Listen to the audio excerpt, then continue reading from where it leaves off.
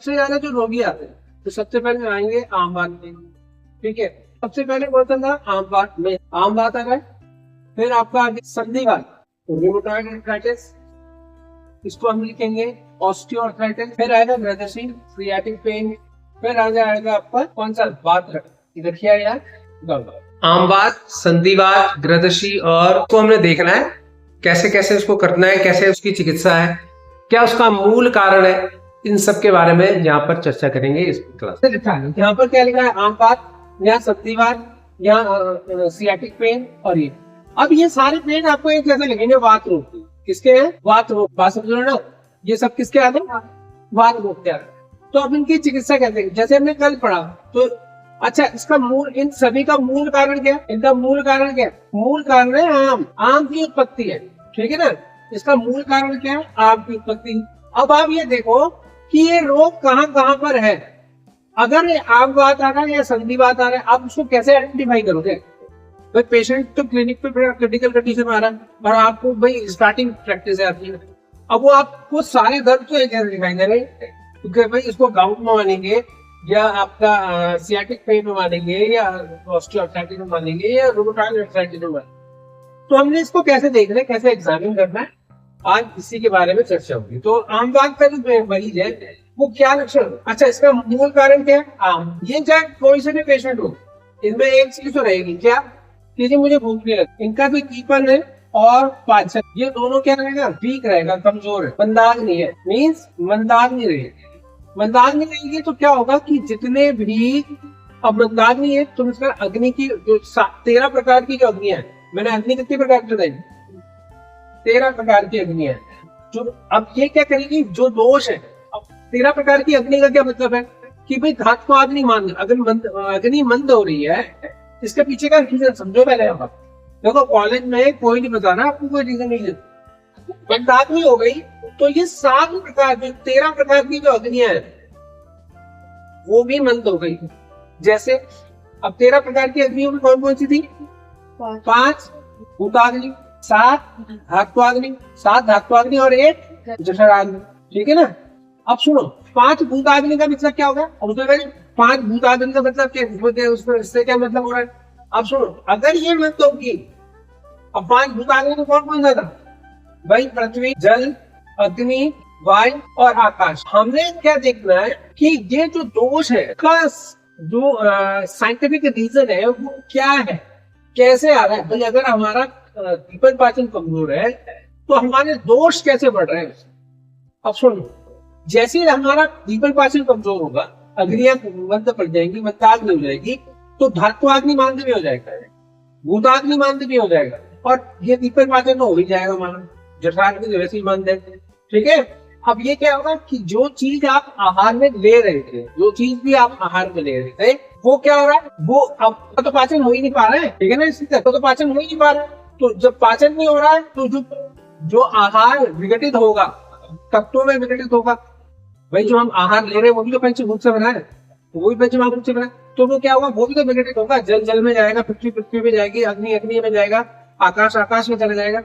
अब आपने जैसे ही धात्वाग्नि मंद होगा, मंदाग्नि के कारण, दीपन पाचन कमजोर होने के कारण या मंदाग्नि के कारण, तो जो आपका ये पृथ्वी तत्व है, जल तत्व है, अग्नि तत्व है, वायु तत्व है, आकाश, ये भूताग्नि मंद भी हो जाएगा। अब मैंने आपको बताया था कि जो वात बन रहा है या पित्त बन रहा है या कफ बन रहा है, ये भी तो इनसे बन रहा है। भाई वात किससे बन रहा है, आकाश और वायु तत्व से। किससे बन रहा है, जल और अग्नि तत्व से। और कफ किससे बन रहा है, पृथ्वी और जल तत्व से। अब अगर आपका भूताग्नि मंद होगा, जो तत्व का सही से विघटन नहीं होगा, अधिकता मात्रा में जाएगी, तो आपके ये तीनों दोष भी विकृत होने स्टार्ट हो जाएंगे। अब जो सा आहार आप ले रहे हो, सपोज जैसे आप पृथ्वी तत्व ज्यादा ले रहे हो, मैंने आपको पृथ्वी तत्व में बताया था किस किस से आएगा, जितने भी अनाज है पृथ्वी तत्व को ग्रहण करते हैं, और जितने भी तरल पदार्थ है वो किससे आते हैं, वो जल तत्व को ग्रहण करते हैं। और जितने भी फल है, फल में जो सूर्य की अग्नि से तप्त होते हैं, तो वो आपको क्या करेंगे, वो आपका अग्नि तत्व को शरीर में देंगे।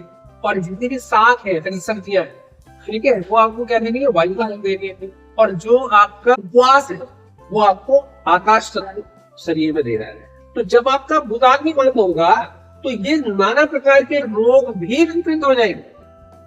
भाई अगर अब आकाश जैसे वात रोग है, तो वात रोग में क्या होता है, अब ये दोनों सही व्यवस्थित रूप से संचरित नहीं हो पा रही, अवरुद्ध हो रही है, जगह जगह पे जाके स्टक हो जा रही है। जब आपका धात्वाग्नि मान होगा, मंदाग्नि होगी, तो मंदाग्नि किसको उत्पन्न कर रही है, आम दोष में। तो आम दोष जब बढ़ेगा, अब ये जिसके साथ मिलकर बढ़ेगा, जो पदार्थ आपने ग्रहण किया है, तो जैसे वात रोग है, मैंने क्या कि ये सारे कौन से रोग है, वात के रोग है। तो ये आकाश वायु का स्थान है, आश्रय स्थान है वात का। वात का जो आश्रय स्थान है वो कौन सा है, आकाश, ठीक है। और वायु क्या है, उसको लेके जा रहा है, बात समझ लो ना, वायु उसको लेके जा रही है, इसलिए क्या हो गया, आकाश तक तो गया। अब ये क्या करेगा, जो आम है और इसकी अव्यवस्थिता कर देगा, सर इसकी अव्यवस्थिता कर देगा, इम्बैलेंस कर देगा। तो ये क्या करेगा, जो वायु तत्व आपने ग्रहण किया था आहार में, जिससे वायु दोष बढ़ रहा था, वात रोग बढ़ रहा था, तो वायु उसको उस वात के आश्रय स्थान पर ले जाकर संग्रहित कर देगी। अब ये आम कौन सा, अब यह में जो जितना चिट्ठा पड़ा है, अब ये क्या करेगा, ये आम कहाँ ले जाएगा इसको, वात के आश्रय स्थान पर। तो वात का आश्रय स्थान कौन सा है, वात का आश्रय स्थान कौन सा है बताओ, अरे संधिया ही तो है। अरे वात का आश्रय स्थान कौन सा है, नहीं संधिया तो है, बट आश्रय स्थान कौन सा है, बस्ती प्रदेश है। मुख्य मूल जो है वो मूल क्या है, बस्ती प्रदेश है। परंतु अब ये जो बस्ती प्रदेश है, जब ये अच्छी तरह से आश्रय से भर गई, बस्ती में आबाद का आश्रय स्थान, अगर ये अधिक मात्रा में बढ़ गई तो क्या होगा, अब ये शाखाओं में फैल जाएंगे। अब ये शाखाएं कौन सी है, जो आपके शरीर की संधियां, तो संधियां क्या है, ये आकाश का स्थान, ठीक है। संधियां कौन सी होगी, आकाश का स्थान। तो आकाश का स्थान है, तो क्या होगा, अब ये जो आम बात है, तो आम बात क्या करेगा, जितने भी ज्वाइंट है वहां पर आम को संग्रह कर देगा, ठीक है। जो वायु है वो किसको संग्रह कर देगा, आम को जाकर संग्रह कर देगा, और जिससे क्या होगा, हाथ पैर स्टिफ हो जाएगा, मूवमेंट कम हो जाएगा, होगा तो सही, परंतु बहुत टाइट ही होगा, बहुत ज्यादा। मांस क्या होगा, जो मांस और हड्डियों के बीच में जो आकाश तत्व है, वहां पर जाकर भी आम रह जाएगा। तो इसलिए क्या होगा, कफ की वृद्धि हो जाएगी और सूजन बढ़ने लग जाएगी, ठीक है। तो पूरे सर्वांग शूल होने लग जाएगा, क्या हो जाएगा, सर्वांग शूल के साथ सूजन, ये भी हो जाएगी। अब अगर आप इसका रूमेटॉइड आर्थराइटिस का टेस्ट कराओगे, आरए फैक्टर का टेस्ट कराओगे, तो ये पॉजिटिव निकलेगा। तो जैसे भी ये दही खाएगी, चावल खाएगी, उड़द की दाल, अरबी खाएगी, तो ये खाएगा या खाएगी दोनों, ये नहीं कि महिलाएं खाएगी, खाएगा या खाएगी, तो उसमें क्या होगा, रोगी को सर्वांग शोध होने लग जाएगा, सूजन होने लग जाएगी, दर्द होने लग जाएगा, जिस दिन भी वो परहेजी करेगी, ठीक है। मीन्स कफ से संबंधित कफ से विकार, कफ अगर कफवर्धक आहार का ग्रहण करेगा, तो क्या होगा, सर्वांग शरीर में शोथ उत्पन्न होने लग जाएगा, सूजन उत्पन्न होने लग जाएगी, दर्द होने लग जाएगा। तो सर्वांग, तो यहाँ पर आरए फैक्टर, अच्छा ये आरए फैक्टर पॉजिटिव क्यों हो रहा है, यहाँ पर क्या होगा, पार्शियली क्या होगा, यूरिक एसिड भी बढ़ने लग जाएगा। अगर आप टेस्टिंग कराओगे ना, तो भी क्या है, मार्जिन में आने लग जाएगा कि भाई अब तो तुम्हारा यूरिक एसिड बढ़ने लग रहा है, ठीक है। अब सुन लो दूसरी बात, तो ये तो हो गया आपके आम बात के। अच्छा, अब इसमें हम सबसे पहले क्या करेंगे, दीपन पाचन तो करना ही करेंगे, ठीक है। फिर मैंने जो कहा औषधियां बताई थी, भाई सिद्धनाथ गूगल है, आम्रतारी बटी है, आपका अजमुदारी चूर्ण है, ये सारी चीजें देंगे, क्लियर हो गया। अब आम बात में क्या होगा, सर्वांग शरीर में शूल होगा, संधियों पर शूल होगा, और पीड़ा भी होगी, हाथ पैर में अकड़ाहट होगी, गौरवता होगी, ठीक है, स्तंभता होगी, स्तंभता नहीं दृढ़ता, टाइटली बंद हो रहा है स्तंभ। तो ये तो उसके हो गए आम बात के लक्षण। अब हम पढ़ेंगे गाउट। गाउट का क्या मतलब है, ये सेकंड स्टेज, ये फर्स्ट स्टेज है। ये कौन सी है पेशेंट की, फर्स्ट स्टेज। उसने कहा कि मैंने यहाँ पर कंट्रोल कर लिया, तो एवरीथिंग विल बी ओके, दीपन पाचन भी ठीक हो गया, सब कुछ ठीक हो गया, और वो अब आहार भी सही से ले रहा है, तो जो आम की वृद्धि हो रही है वो ठीक। अब ये पेशेंट मतलब ये लगा दो मिसमैनेजमेंट कर रहा है डाइट में, मेडिसिन में, आपका डेली रिजीम में मिसमैनेजमेंट। अगर वो क्योर कर रहा है तो मेडिसिन खा रहा है, सब कुछ कर रहा है, तो क्योर हो जाएगा, ठीक है। और यहाँ पर क्या कर रहा है, अगर वो मिसमैनेजमेंट कर रहा है तो सेकंड स्टेज ये जाए, ठीक है। तो ये क्या कर रहा है, अब यहाँ पर मैंने क्या बताया कि यूरिक एसिड बढ़ रहा है, ठीक है ना। यूरिक एसिड क्या हो रहा है, बढ़ने लग रहा है, तो ये इनहैंस करने लगेगा। अब इनहैंस करने मार्जिन से दूर जाएगा। अब ये जो आम बात था, मैंने क्या कहा था कि सूक्ष्म पूरे सर्वांग शरीर में था, परंतु जहां पर भी कमजोर संधियां होंगी, शरीर की दूरस्थ संधियां होंगी, ये आम दोष जब यूरिक एसिड बढ़ा रहा है, ठीक है, अब कम की वृद्धि कर रहा है, स्क्लेरल का काम कर रहा है, यूरिक एसिड बढ़ा रहा है, आप मिसमैनेजमेंट करते जा रहे हो, तो ये क्या होगा, यूरिक एसिड एनहांस हो जाएगा। और ये वाला जो रोग है वात रक्त, मीन्स अब वात किसमें चला गया, पहले तो आम था, आम वात था, आम वात किसमें था, सर्वांग शरीर में था, ठीक है, संधियों में भी था, मांसपेशियों में भी था, स्नायु में भी था, जिससे शरीर में गौरवता आ रही थी, स्तंभता आ रही थी, शूल हो रहा था, शुभ हो रहा था, ये सब कुछ हो।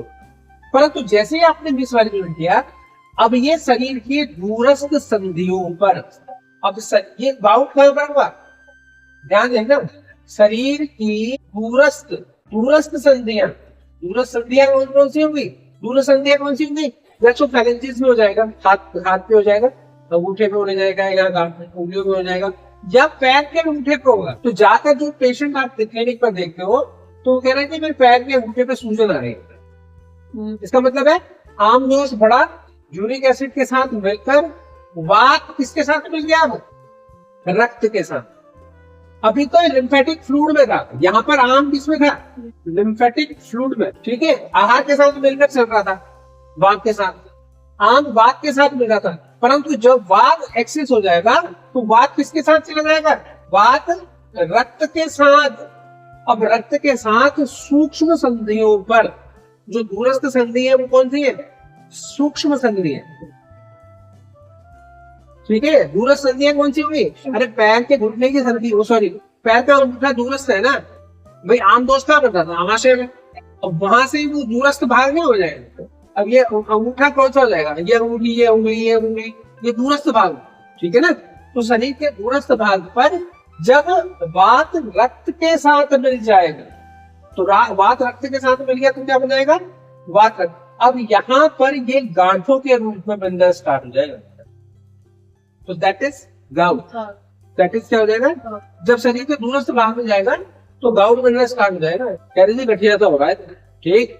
तो ऐसे में भी जो चिकित्सा होगी वो इसी व्याधि वाली होगी। अब इसमें हम क्या करते हैं, जजमेंट पहले जो मैनेजमेंट बताया था वो तो रहेगा ही रहेगा, परंतु अब इसमें यूरिक एसिड एनहांस हो गया, तो यूरिक एसिड के लिए सबसे बढ़िया क्या हो गया, कैशोर, ठीक है, कैशोर गुलकुल। और दूसरा क्या देंगे यूरिक एसिड में, आपका आता है वो जी अमृता, क्या देंगे, जी अमृता। और दीपन पाचन के लिए क्या देंगे, दीपन पाचन के लिए क्या देंगे, दीपन पाचन के लिए देंगे हम आपका वही आपका चित्रकांति भट्टी। अच्छा, इस पेशेंट को भी भूख नहीं लग रही, इसका भी दीपन पाचन ठीक से नहीं हो रहा, चित्रकांति भट्टी और सिंकनाथ, ठीक है। अब जो यूरिक एसिड के लिए आपने आंसर देंगे ये, तो आपने पूरा मैनेजमेंट क्या कर दिया, चित्रकांति भट्टी को सुबह शाम लेनी है, दोनों गोली दोपहर शाम। अब पेन के लिए क्या देंगे, यूरिक एसिड के लिए या कैशोर गुलकुल या सिंकनाथ गुलकुल, एक गोली सुबह शाम, एक गोली सुबह शाम, ठीक है। और जो जी अमृता कैप्सूल है, जी अमृता कैप्सूल है, ये भी एक कैप्सूल सुबह शाम देना। और किससे अनुपात कराना है, महाराशनाधिक्वाद, क्या लिखेंगे, महाराशनाधिक्वाद या दशमूलक्वाद, ठीक है, महाराशनाधिक्वाद या दशमूलक्वाद से हम इसका अनुपान कराएंगे सुबह दोपहर शाम। अब आपको ना जैसे यूरिक एसिड का बढ़ गया है, तो अगर आप इसमें पहले कोशिश ये करो कि आपने जो निर्गुंठी स्वरस है, निर्गुंठी स्वरस, अब इसमें पंचकर्म चिकित्सा क्या करेंगे, तो पंचकर्म चिकित्सा में क्या क्या करेंगे, रुक्ष पहले से स्टार्ट करेंगे, रुक्ष, ठीक है, रुक्ष पिंड, जैसे आम बात में दिया ना आपने, पहले रुक्ष पिंड से करेंगे, किससे, नमक से कर सकते हैं, रेत से कर सकते हैं, रेत से, या रुक्ष औषध से, औषध चूर्ण से, ठीक है, रुक्ष औषध चूर्ण से कर सकते हैं, रुक्ष औषध चूर्ण से कर सकते हैं, ठीक है। उसके बाद जब वो निराम अवस्था में आ जाए, मतलब आम निराम अवस्था में हो जाए, तब आम निराम में आ जाए, तब जाकर अपने स्नेह का प्रयोग करते हैं, स्नेह में आप क्या कर सकते हैं, महानारायण का प्रयोग कर सकते हैं, निर्गुंडी का प्रयोग कर सकते हैं, निर्गुंडी तेल का। अगर पेन मूव हो रहा है, ऊपर नीचे घूम रहा है, तो आप कौन सा करेंगे, सहस्त्रार के तेल का प्रयोग कर सकते हैं। अब कभी कभी जैसे आपने क्या करा कि यूरिक एसिड दर्द तो था ही पहले से ही, और आपको ना ट्रॉमा वाली मीन्स स्पोर्ट्स में कोई ट्रॉमा हो गया, चोट लग गई, चोट भी लग गई और यूरिक एसिड बढ़ गया, तो ऐसे में आप क्या करेंगे, मूरी बिन्ना तेल से आप उसका स्नेह स्वीकार, ठीक है।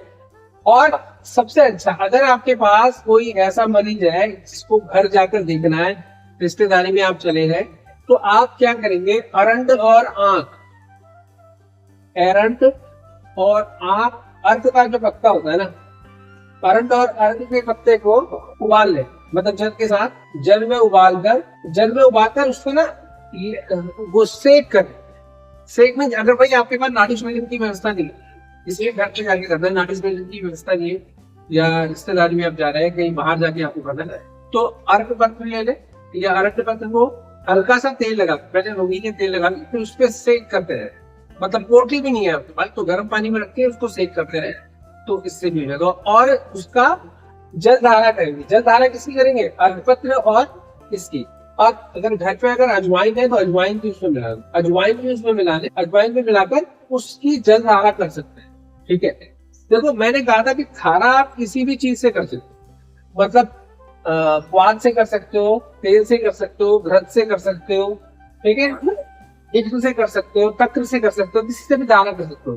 परंतु जब हम एक पर्टिकुलर स्थान पर करते हैं तो वो कहेगी एकांग धारा। एकांग धारा मीन्स एक अंग पर की जाने वाली धारा, जैसे शिरोधारा तो सिर पे ही कर रहे हैं ना, तो एकांक धारा। अगर जानु धारा तो एकांक धारा, कटी धारा है तो एकांक धारा, ठीक है।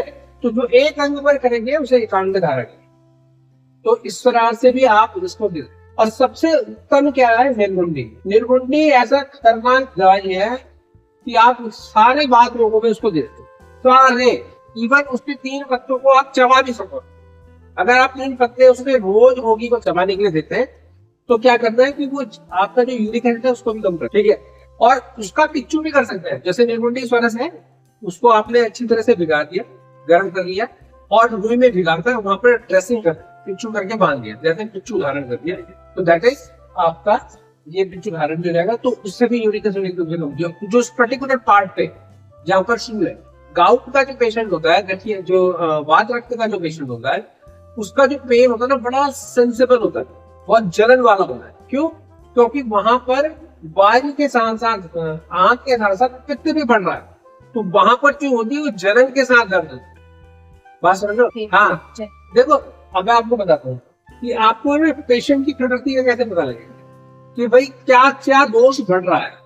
उसने कहा जी बात रोग है, और पेशेंट ऐसे ही कहता है, देखना क्लिनिक पे जो लोग प्रैक्टिस करते हैं वो पेशेंट क्या कहेगा, उसने कहा डॉक्टर साहब जब मुझे दर्द होता है, दर्द के साथ पहली कंडीशन बताते हैं, दर्द के साथ क्या हो रहा है, जलन हो गई, और दर्द के साथ पैर ठंड या हाथ जहां पर भी है वहां पर ठंडा हो, तो इसका क्या मतलब हुआ कि जलन हो रही है। अगर दर्द के साथ जलन हो रही है तो यहाँ पर वात और पित्त भी बढ़ रहा है, और वही कह रहा है कि अगर ठंडा हो रहा है हाथ पैर, मेरे को दर्द हो रहा है, नहीं कफ नहीं बढ़ रहा, तो यहाँ पर क्या होगा कि वात के साथ कफ की वृद्धि भी हो रही है, मीन्स आंत दोष भी बढ़ रहा है, ठीक है।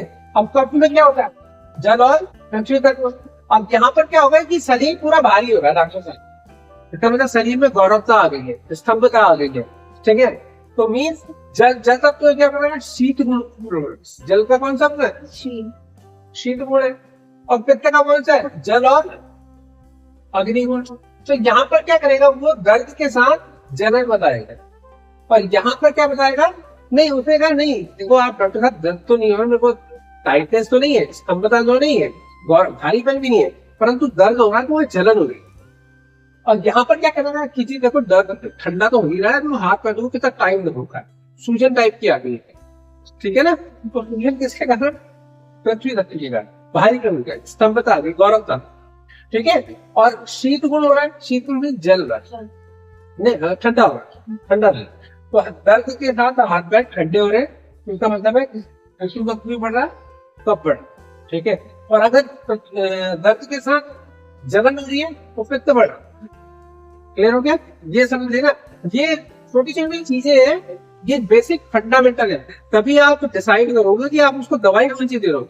ये नहीं कि सबको भी एक ही दवाई दे रहे हो, तुझे कह रहे हो मायोग्रास खाने, तुझे कह तुम भी मायोग्रास खा, तुम भी मायोग्रास खा, तो ऐसे ही चलेगा भाई। जो शूल है वेदना शमन में वो अलग है, ठीक है। अगर बहुत ज्यादा ऐसा नहीं है, परंतु उचित वैद्य वो है जो एक उत्तम औषधि, ठीक है, रोग के अनुसार उसको देते हैं। ये नहीं कि जबरदस्ती उसको महंगी दवाइयां दे रहे, ठीक है ना। तो ये ध्यान, चलो।